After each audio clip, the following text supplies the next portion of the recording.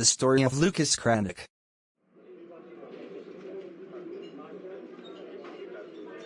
I am Lucas Cranach and I am an artist. This is my dear friend Martin Luther. I am Martin Luther. I was born at Cranach at Upper Franconia in probably 1472. My actual birthday is unknown. Oof.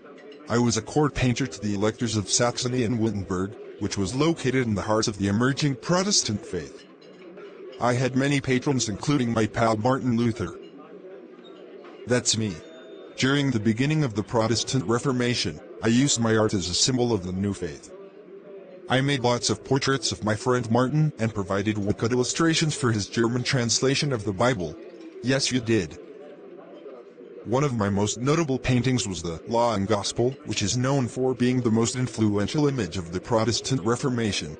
I thought that some religious art, like yours, Luke, was acceptable because it displayed the right lessons. The Law and the Gospel painting is concerned with two roles that God plays: to judge and to show mercy. Martin believes that law paves the way to salvation by preparing the way for grace. Yes, I do. Well, it's time to pass the scroll to Caravaggio. It's his turn to tell his story. Yay, we can finally eat. The story of Caravaggio. My name is Michelangelo Merisi, but I changed it to Caravaggio after my hometown in northern Italy. I was a problematic person. In 1592, at the age of 21 I moved to Rome, the heart of the Italian Renaissance.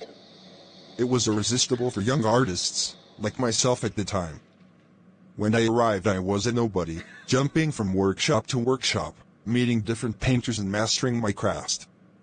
In 1595 Cardinal Francesco del Monte took me into his household after claiming I was gifted in the arts. He wasn't wrong. I was very gifted. I was a very angry and arrogant boy. I enjoyed starting quarrels, engaging in fist fights, and carrying my sword around wherever I went. You never know when you'll need to use it. I sure used it a lot.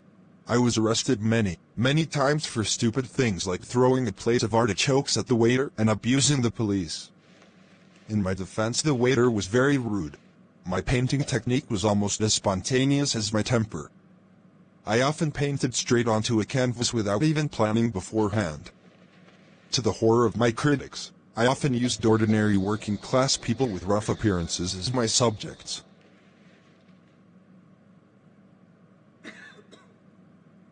My painting, The Calling of Saint Matthew, was commissioned by the same man who took me under his wing, Cardinal Francisco del Monte.